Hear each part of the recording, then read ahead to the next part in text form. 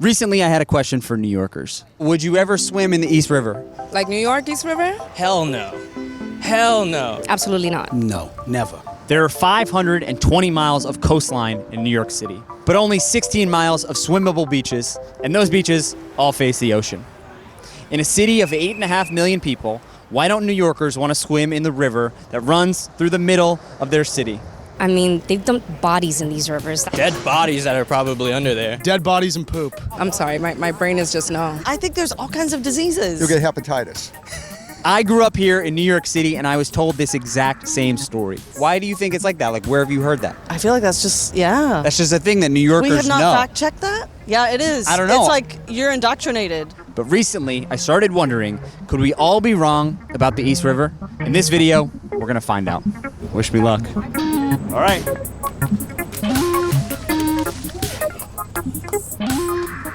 It's a beautiful morning in New York City. We're currently in Brooklyn Bridge Park.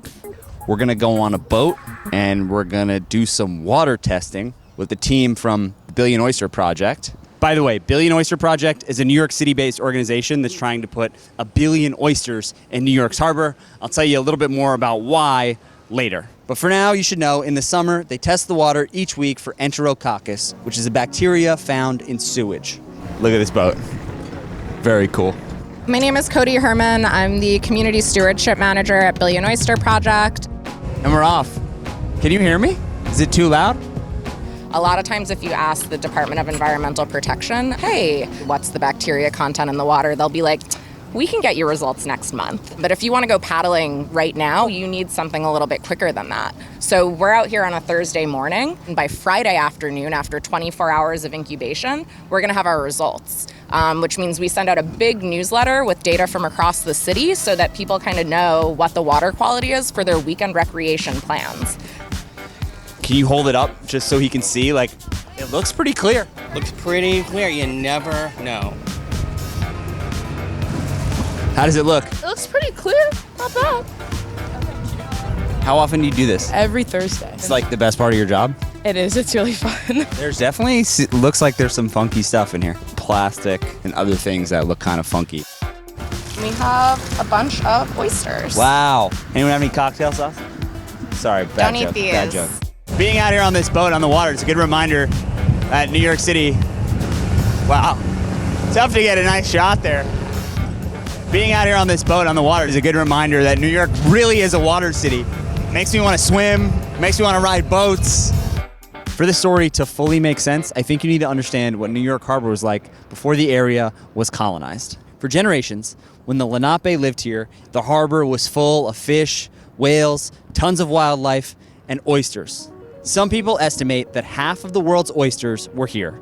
As the city grew, New Yorkers over-harvested the oyster beds. And worse, with nowhere else to toss human waste and horse manure, the East River became a sewage dumping ground. On top of all that, as the pace of industrialization increased, factories appeared along the shorelines, dumping waste directly into the harbor, making it impossible for fish and wildlife to live and dangerous for people to swim. By the mid-1900s, the harbor was practically lifeless.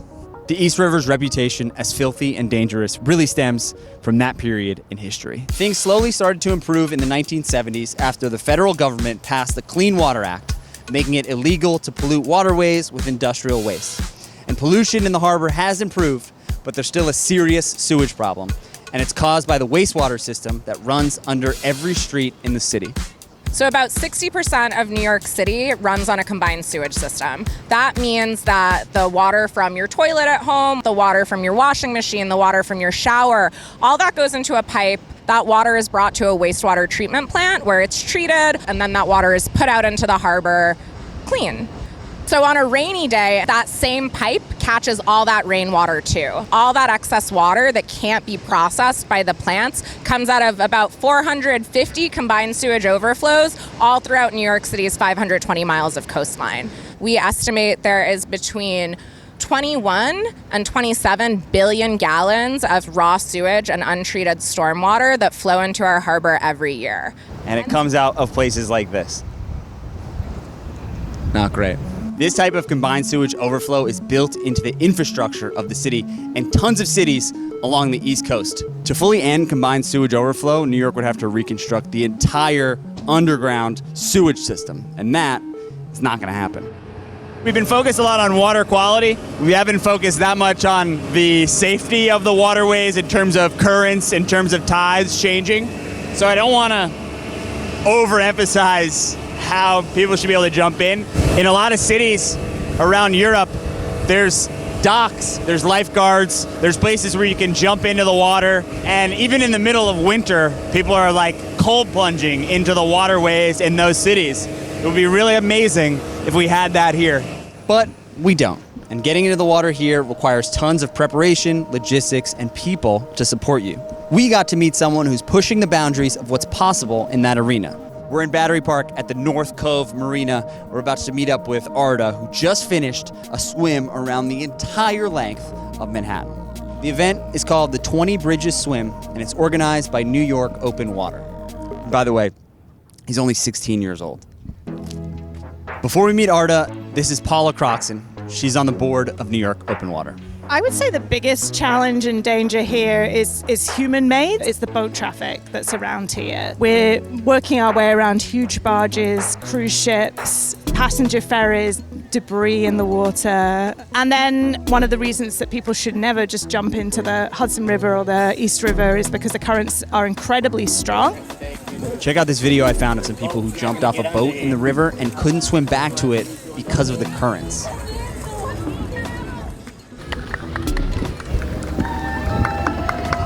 I am Merrick. I am Arda's father. We just moved here 2 years ago. Thanks for all New Yorkers. Thanks for New York. Thanks for everything.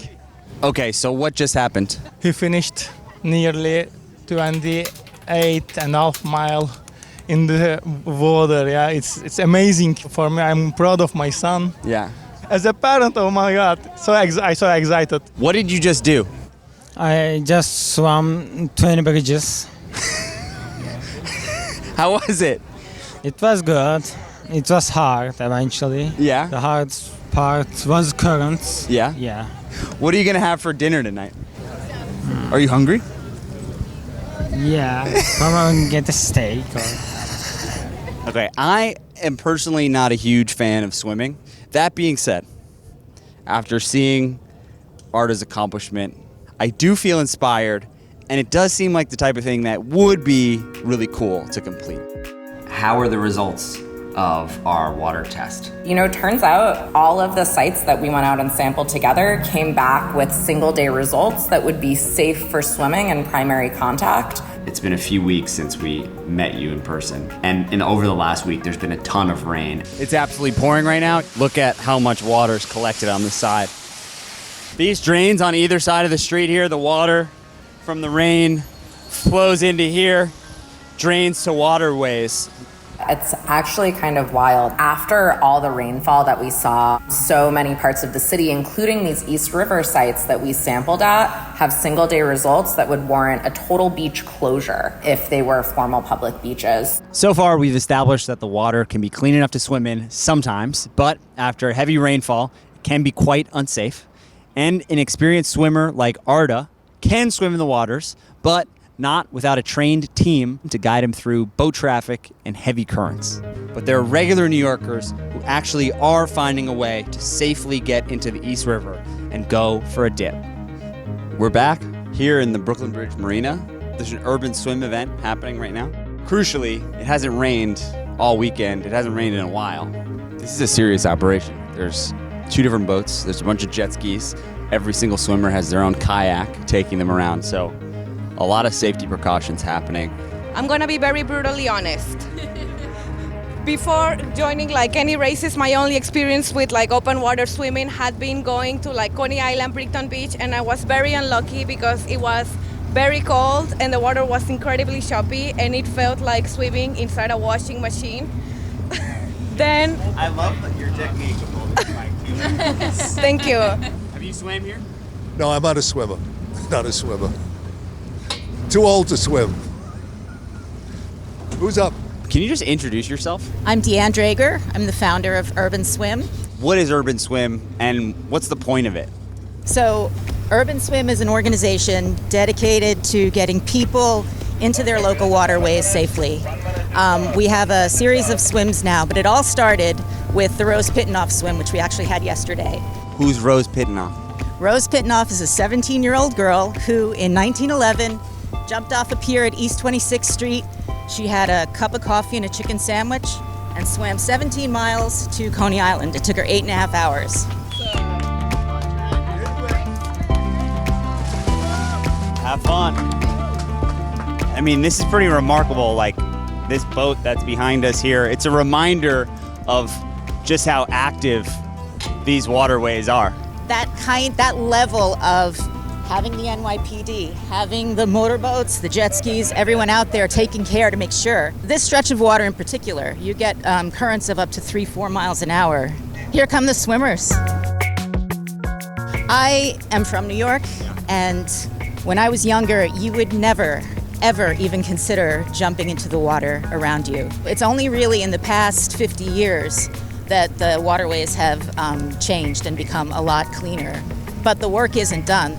So by being the people that get out there and jump in the water, we want to raise awareness that it's possible, but there's so much more to do. Okay. Right. Wish me luck. Wish me luck. Are you ready, Jimmy? All right. Never in my life did I imagine I would go swimming in the East River. And now, making this video, I have, and I survived to tell the tale. It was amazing. It felt like going for a swim at the beach, except I was surrounded by the Brooklyn Bridge and by skyscrapers right in the heart of the city that I live in, that I love. I feel like I've become a little bit of an urban swimming evangelist myself, much like many of the people that we met in the making of this video. The more people that get to experience swimming in clean and safe water here in New York City, the more they're going to work to try and make the water even safer and cleaner for more people to go swimming in. And that is a future that I want to see in this city. That's all for now. Till next time. Peace.